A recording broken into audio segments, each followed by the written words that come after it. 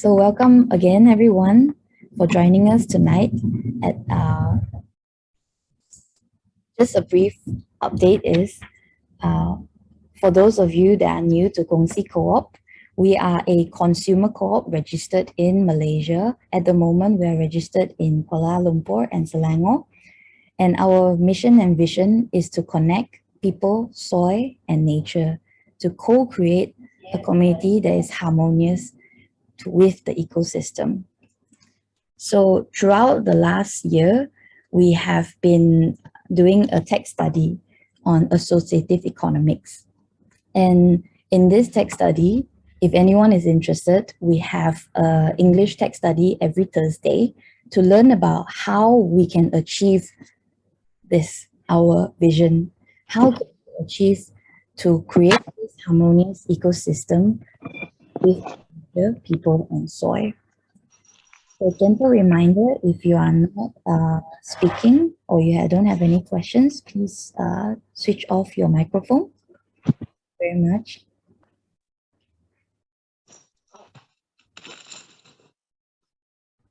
So throughout these half a year, we've been learning and studying what does it take to create an associative economy.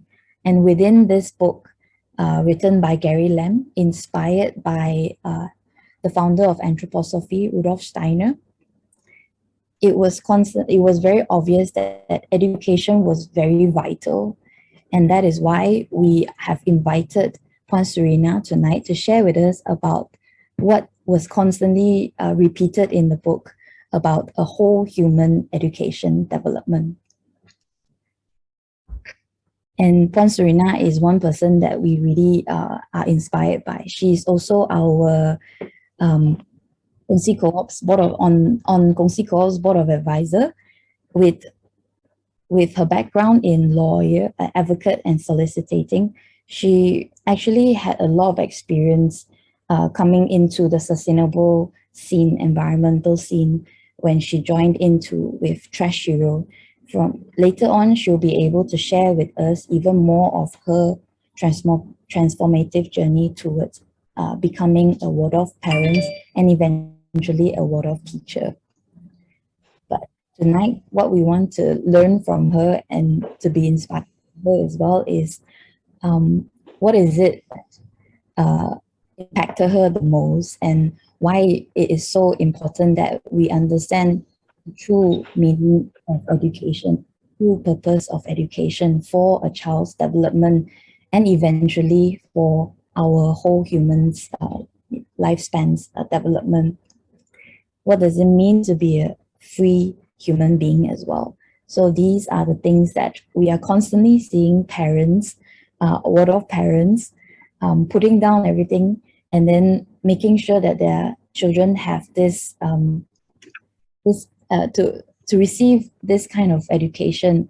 And hopefully tonight, after tonight's sharing by Puan Surina, we'll be able to understand even more why parents are willing to go all the way out to bring their kids towards this kind of education. So without further ado, I would like to invite Puan Surina onto the stage to share with us her story and her transformative journey.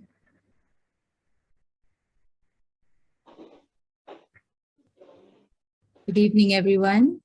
Thank you, Ning, for that introduction. I hope everyone can hear me. I'm not having a very good line here. All good. Yes, if I suddenly get cut off, just be patient a bit and I'll come back on. Okay, so Ning has mentioned about journey. The word journey is really the underlying essence of this whole talk today, of this sharing. I would say more than talk, it's a sharing. And am I okay, Fiona? Is my speed okay? Yeah. Okay, so basically, I'm going to share with you my journey and how I bumped into the world of education. Now, I come from a very traditional background, I would say, in a way, traditional background, where I went to a boarding school. I got a scholarship, went overseas to study, and came back to work in Malaysia. And I went to work as an advocate and solicitor in my father's hometown, in a small town in Temerloh. And I did not expect at all to know anything about Waldorf or to meet anyone within this community. So the background, the educational background that I had, I came from a boarding school, a girls' boarding school, which of course promoted high academic achievements. We were governed by a different set of rules compared to other schools. We were, at that point, we were allowed as students to make our own rules, run our own activities with some guidance from the teachers. In that sense, we had some freedom as students, and we were allowed to engross ourselves in highly artistic activities and sporting activities. And as a student at the time, I would say we were very blessed and we were very lucky to have had that opportunity, which I think a lot of students in Malaysia did not get. We were supposed to be the activating piece of the community for the future.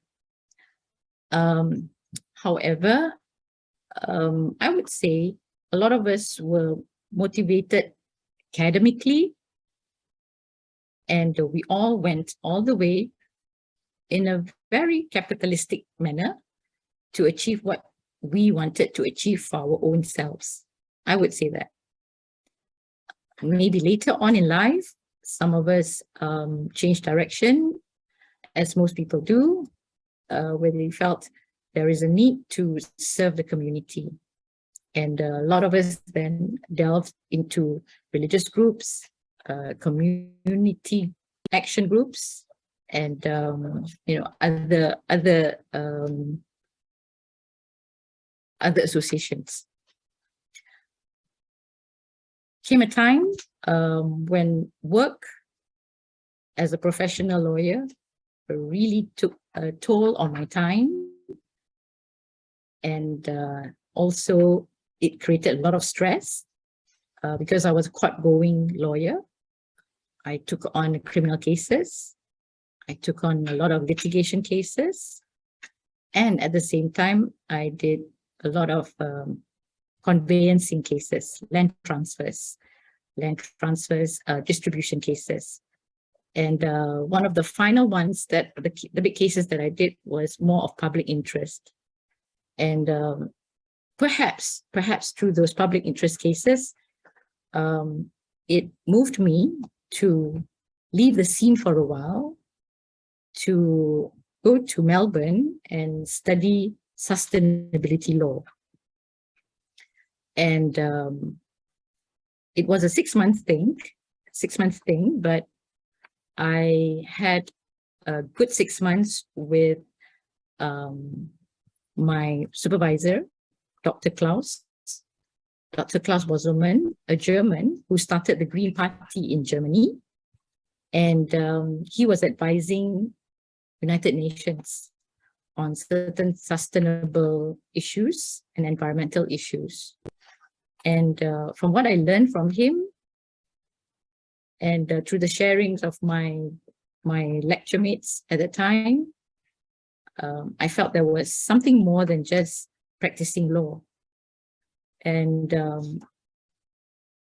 it was a time which I felt was a bit difficult, because it was a choice between going back to the old ways of practicing law or to change the whole entire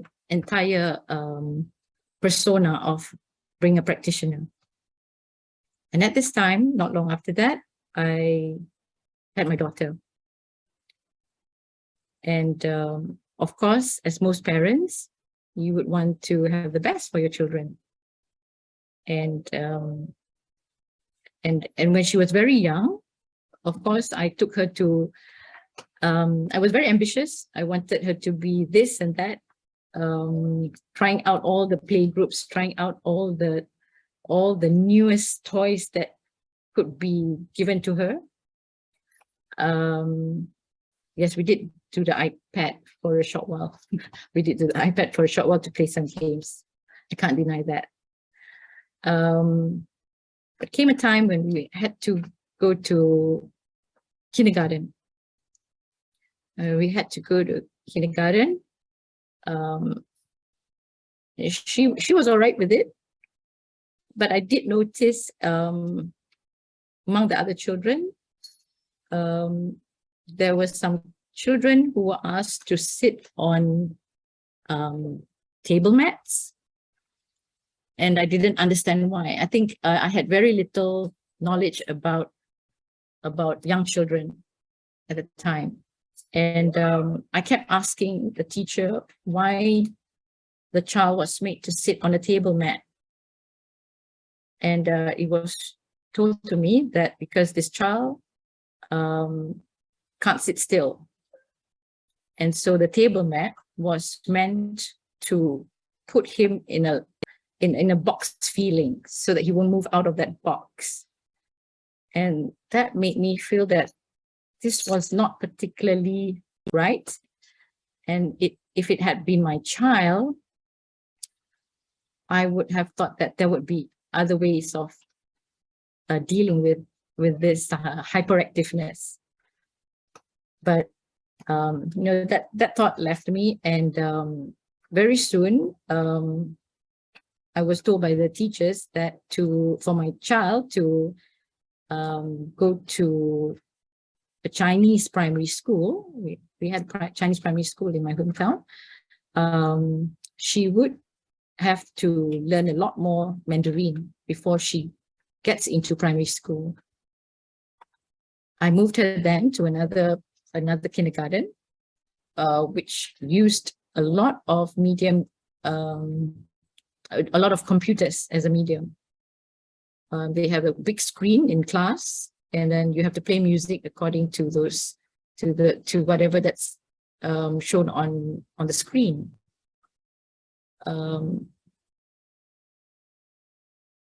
Kid particularly, and she was happy being with friends. But at one point, I was called in by the teacher because they had to lock her inside a room because she refused to speak Mandarin.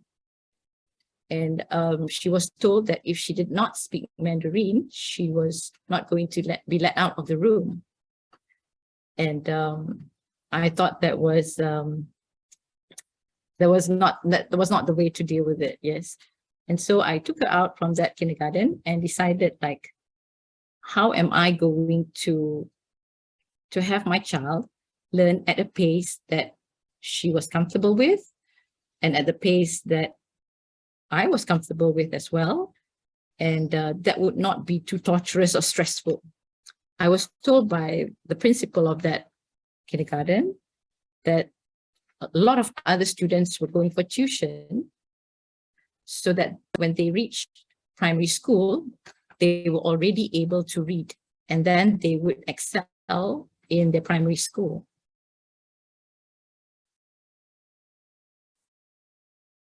I didn't want to take that path. And so I called up a friend of mine.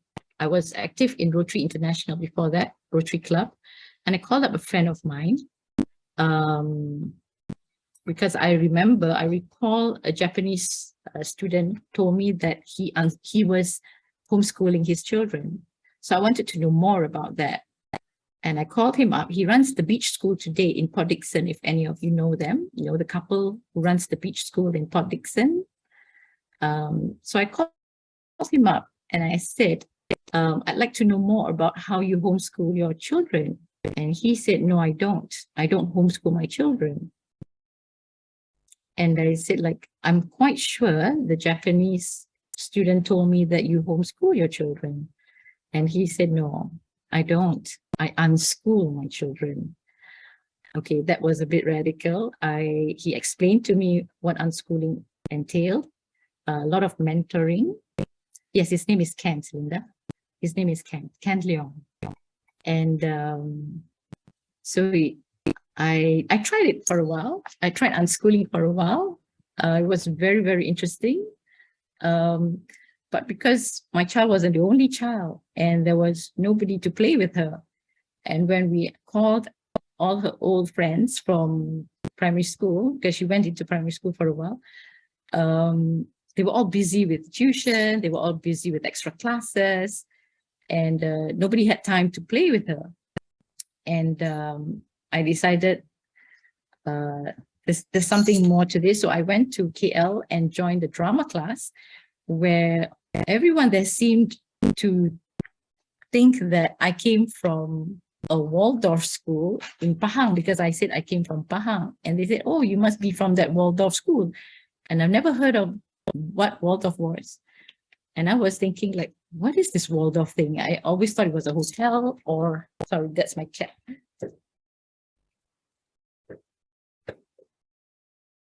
And that led me to do some hunting. And I was somehow, I found myself going into a school within Jandabai. It was called Hill Forest. I'm not sure. I think Fiona might have heard of that. Yeah, Fiona. Maybe some of you who have already been in Waldorf for quite some time would have heard about that school. So I took my kid there, and she was immediately taken by it. She played around with the children. She followed some of the classes for a while, and she said, Mom, this is the school that I like. This is what I like. So I agreed to register her there, and I didn't have anything to do while waiting for her in school. And so I offered myself to help teach, because I was of the idea that teaching is really simple. You know, I thought that, well, just go through the textbook and that's it, you know, deliver. How difficult could it be? And they asked me for my CV, and I said, look, I've been dealing with some teenagers when I was in Rotary Club. I had to deal with a lot of children in my community work. I should be able to do this. I think so. And they looked at the CV and said, like, yeah, we think so too. And we'll give you grade 4 and 6. And I said, but they're older. I thought I was going to deal with like standard 1 kids and teach ABC. And so I was introduced to a small group of children who all spoke Mandarin. And I couldn't speak a word of Mandarin. And so they all looked at me, I looked at them, and they all started speaking Mandarin amongst them. And while my kid was having fun in the other class, I was having some kind of torture there. And the kids realized that I was not in control. And so they started speaking Mandarin all the time. And when I started speaking in English, one of the kids actually lifted her you know, the top of her desk to cover her face. And I took it very, very personally, like this kid didn't want to look at my face.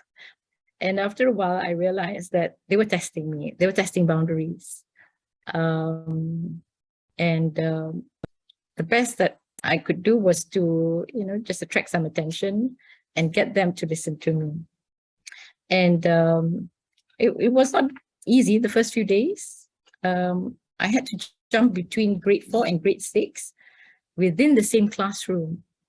So I had kids from grade 4 looking at me this way, and right in front of me, and I had students in grade 6 looking the other way, trying their best not to listen to what I was telling grade 4. And I found this very peculiar. It was my first time teaching. I had 2 levels of students in the class. I had one dyslexic student.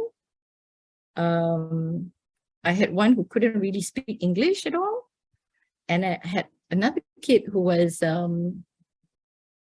purposely not wanting to understand me. He was Indonesian. It was quite a torturous first month for me to actually understand, how things were working in the school, because I had no training as a teacher. I was there because I was in a way volunteering.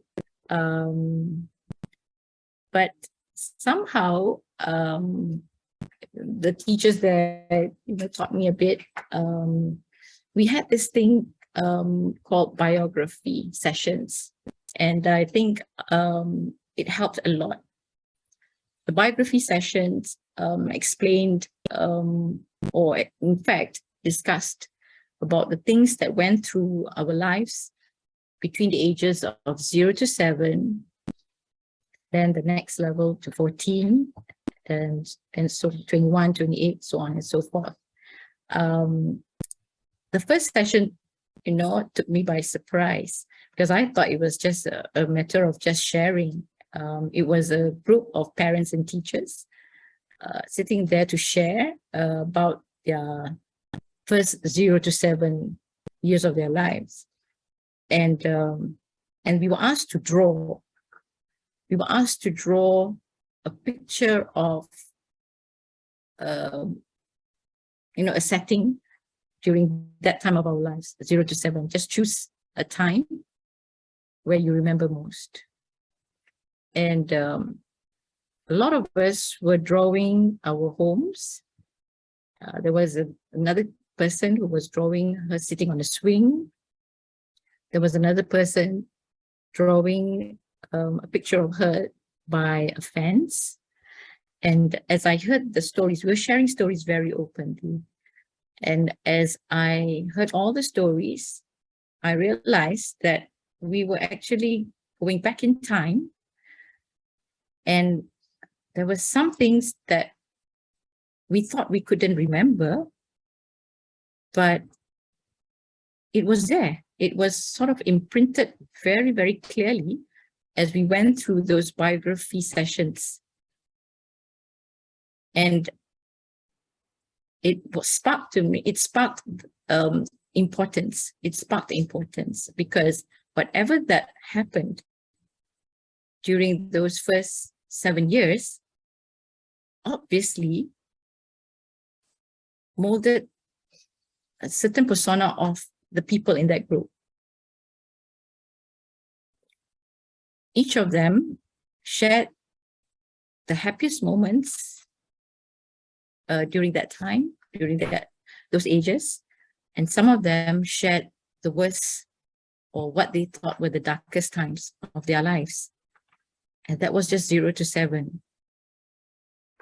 And as I sat there, I tried to remember my own.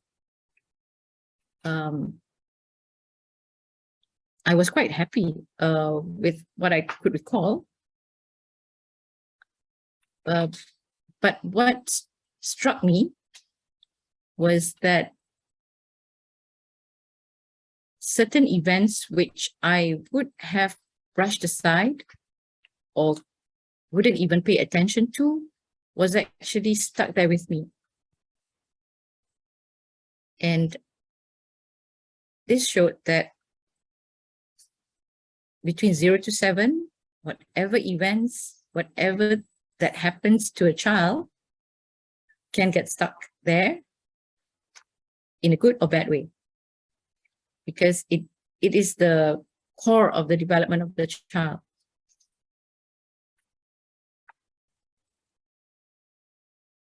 Are we okay there, Fiona? Okay.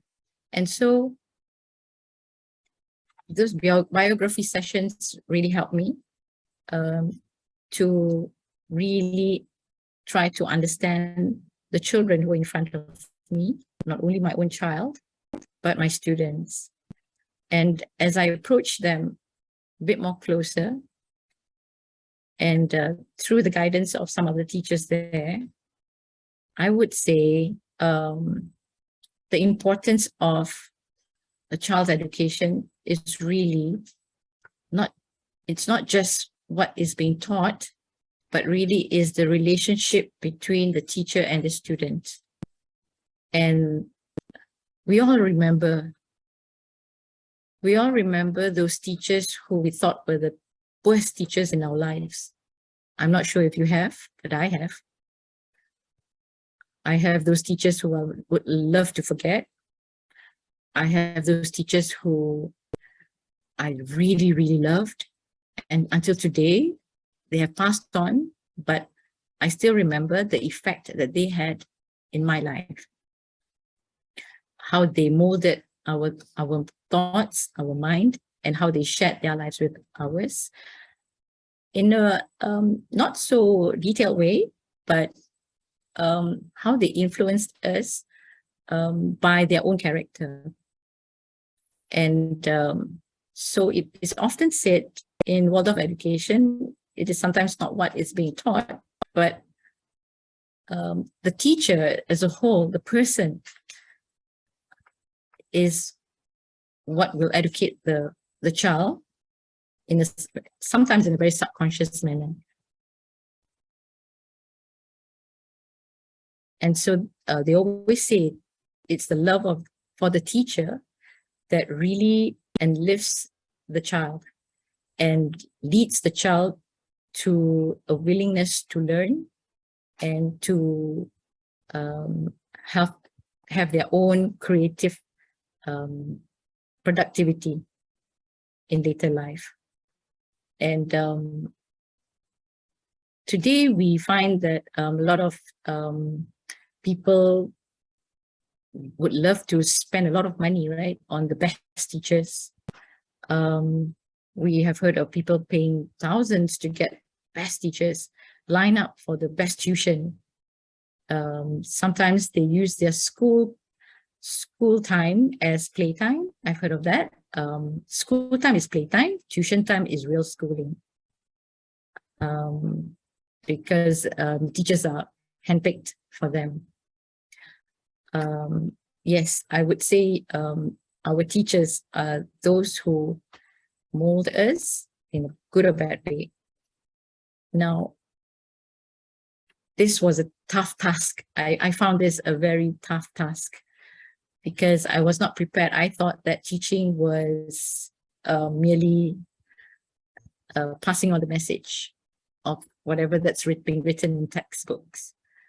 But I found that I had to be the right person. I had to be the person that they would look up to and the person who had the right mind of teaching them what was to be taught at their ages. And so with the very limited Waldorf training that I have no formal training in Waldorf. With the very limited Waldorf training that I had, I decided that I had to study the child more than study the subject itself. And what would appeal to each child to accept what was going to be taught. And each child that was in front of me had different ways of learning. Some loved drawing and some would just not even read much, but they would remember every single thing that I told them until today. And this was 3 years ago. And the same child could remember every single word that I said when I was telling a story. And he could repeat my words. I couldn't remember those words and he could repeat those words. And he said, "Oh, teacher, do you remember you said this?" And I thought that sentence was quite funny, he said. And he remembers that. I was like, ooh, I better be careful what I say, you know. But yes, so that told me that we really have to be a good person, you know, a good person for our children to emulate. But we're not perfect. If, as parents, we're not perfect. As teachers, we're not perfect. Definitely, we can strive, but we're never perfect. And so this learning has to go on. The process of learning has to keep going on.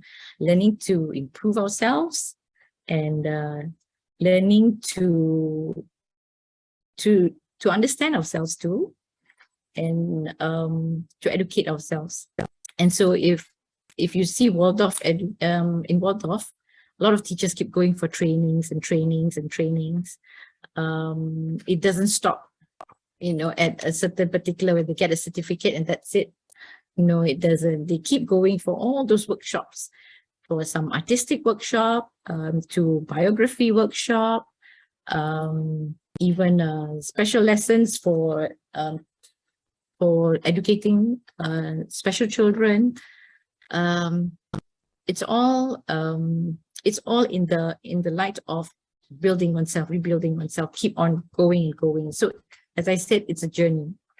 And I did face some difficulties because Waldorf is based on Rudolf Steiner's teachings. And some part of those are based on anthroposophy. I mean, the whole thing is based on anthroposophy, but some parts of it do delve in a lot into certain parts of Christianity, which I found that I did not have to really delve into it too much as a Muslim. But the main thing is the essence. And the essence of the whole education is bringing the child to be a full human being. And this is not easily understood. Because today, our world today looks at academic achievement,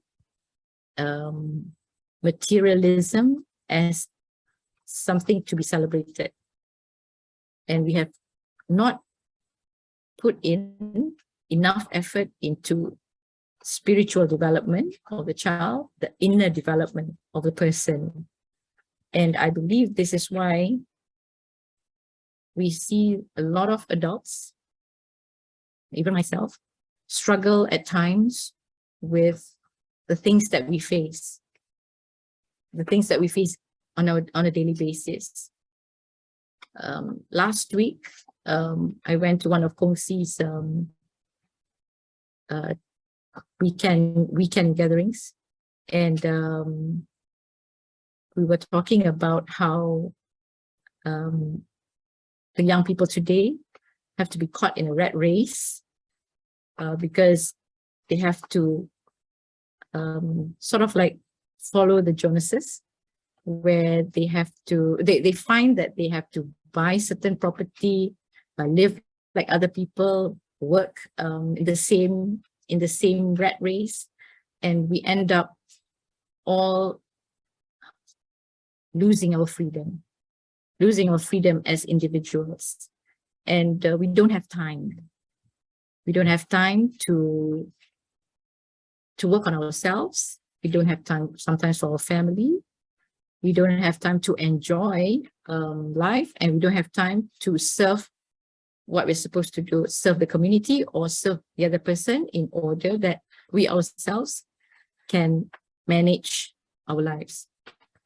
So because we see life in a different way, and I believe that Waldorf education can actually help the child see the relation between his or her own self to the world. And this is what's missing in a lot of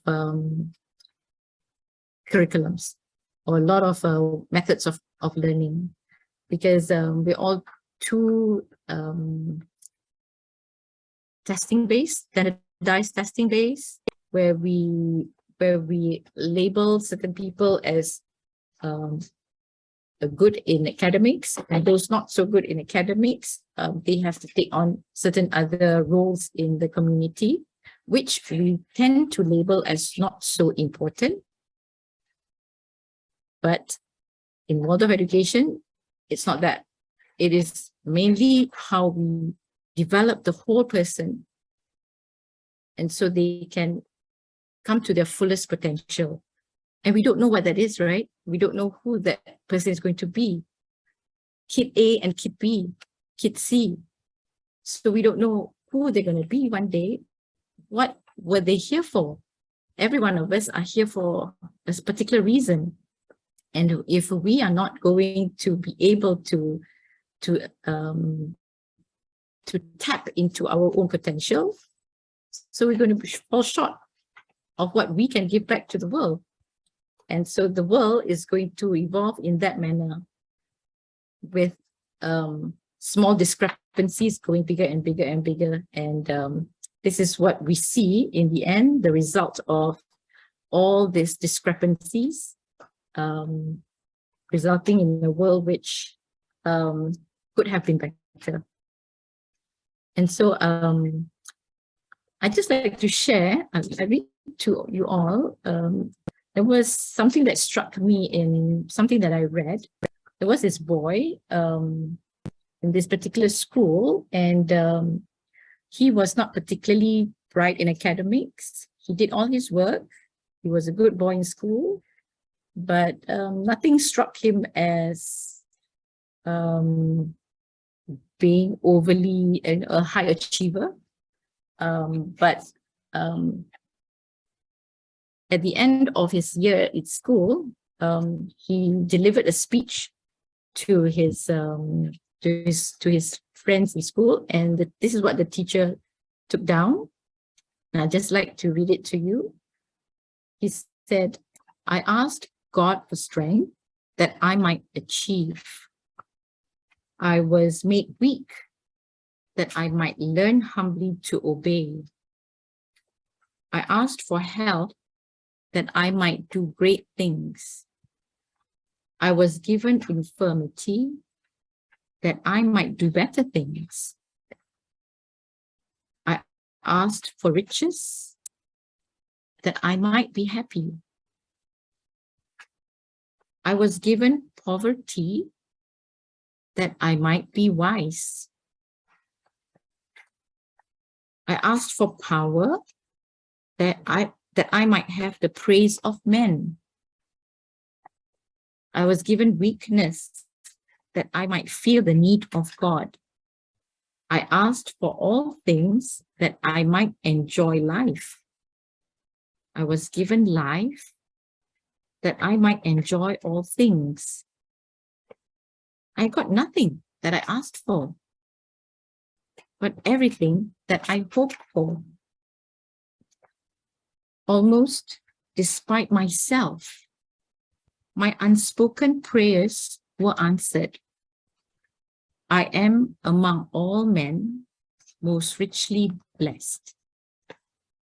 And so the teacher, having heard him say this, the teacher almost broke into tears, because it was not the academics, it was not all those little things that we thought would have been very, very useful, but it's the unspoken word. It's the unspoken lesson that the child learns, and is to be the true human being. And it is the outer self and the inner self that works for this child. And the teacher was very happy because the work is done. And so this child can go on and self-discover for himself who he is supposed to be.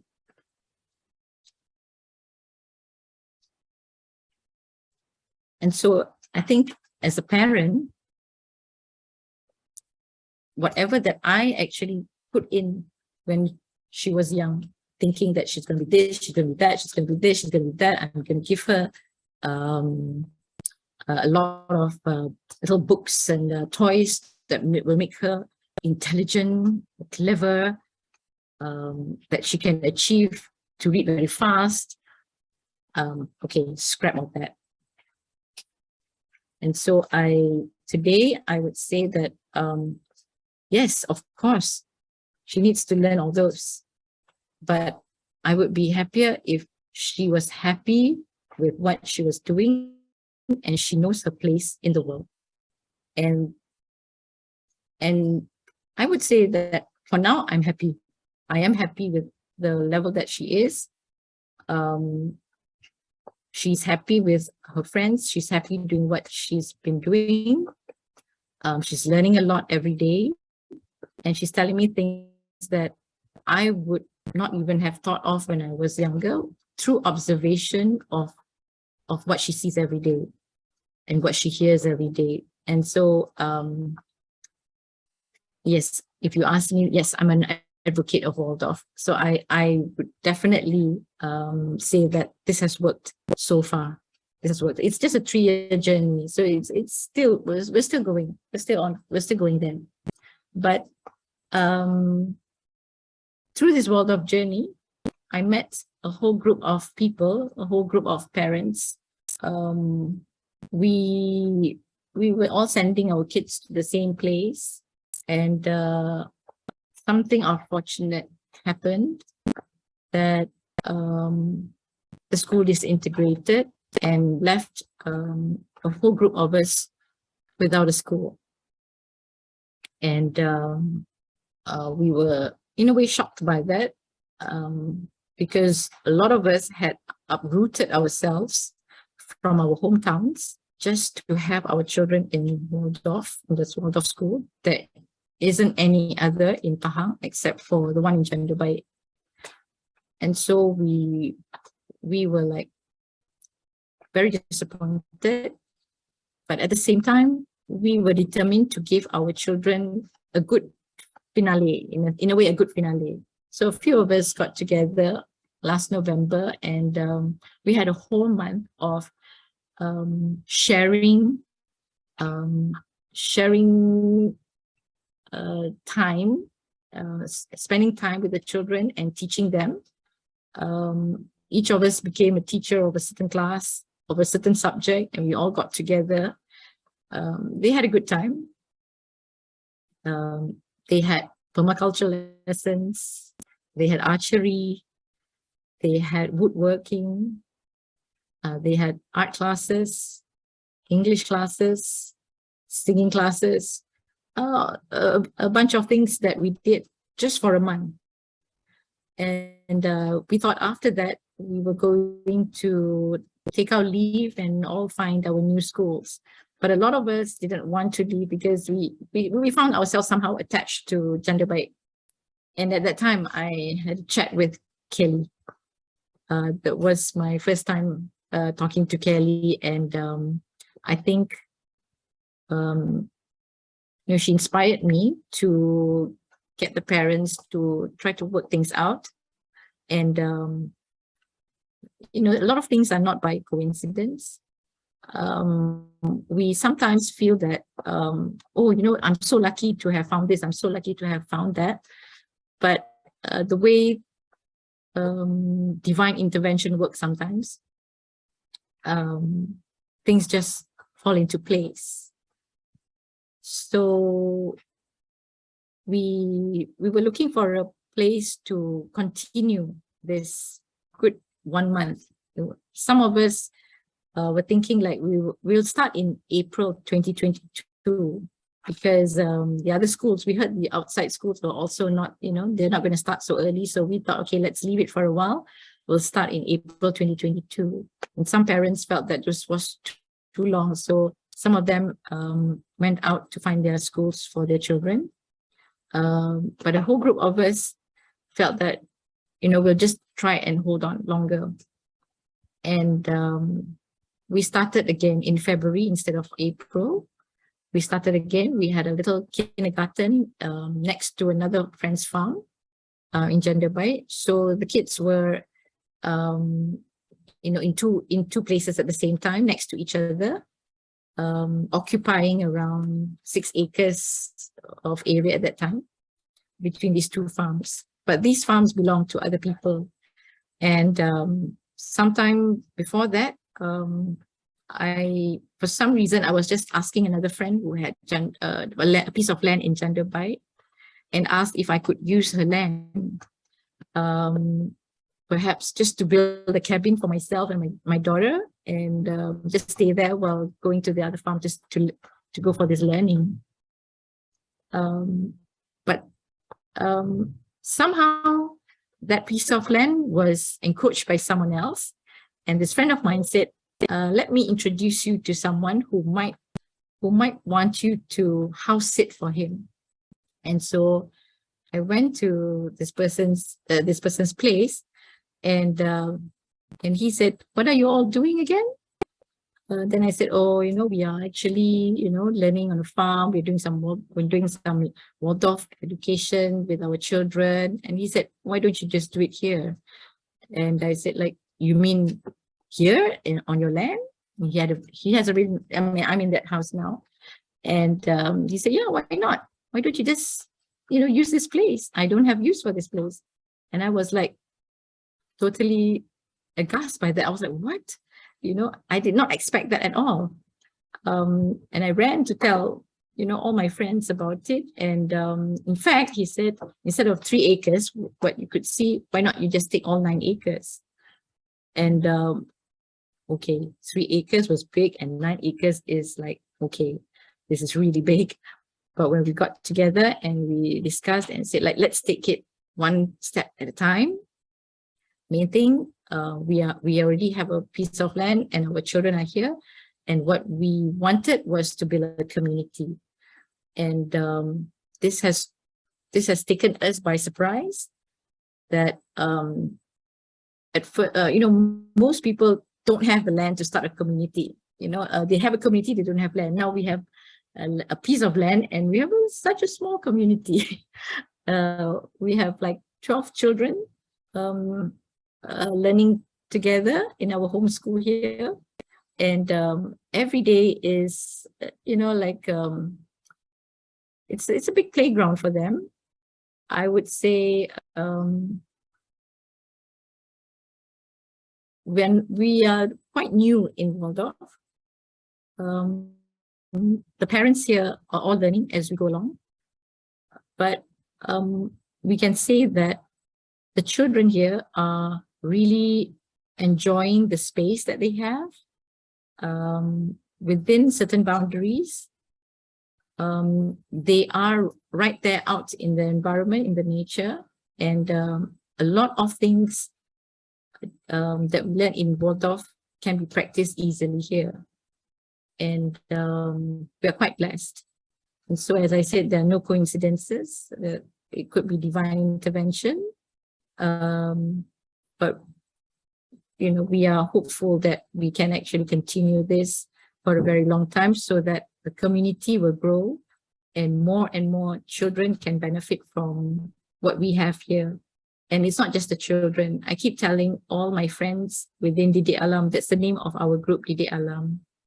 I keep telling them that this has come to us not just for our children, but for us as parents and as individuals, because the learning never stops. And if we were to be good examples to our children, we would learn to develop our inner self. And I think this is what is missing in a lot of things, in a lot of communities, where we learn to develop ourselves. And as in relation to Kongsi's study on the associative economy, this is what is missing in most communities again, that the freedom in education would really help to develop all the individuals that are touched by this sort of education, and it will eventually help us build the community that we want within the associative economy that we're talking about. So I'm at that point, I feel that this is a good time to stop. It's also almost 9 o'clock. I think I've been speaking a bit too long, but yeah, so the journey that I had so far, it's been 3 years.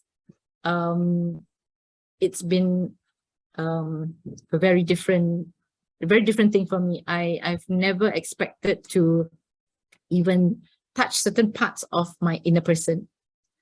I've never even thought about certain things in the past because I was too busy with achieving certain things. And suddenly I have to reflect. When I have to reflect, and it goes, I can't explain it to you in real terms, but when you really reflect into your inner self, there are a lot of things that you discover. And it gives me hope that there is a lot of things that can be tapped into each of us. We, each of us, have something to share, which is very good, and can benefit the rest of the group. So I'll stop here for now. Thank you very much. Thank you so much, Surina. I was hoping we can continue. We're so listening in so excitedly. Really, so many stories. I don't know, how do you all feel? You know, you can share your harvest.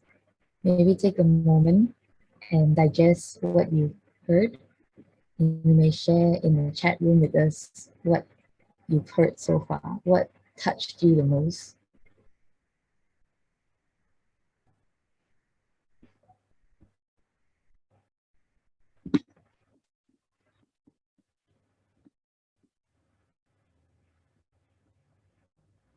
Thank you very much. Thank you everyone for your sharing and for your questions.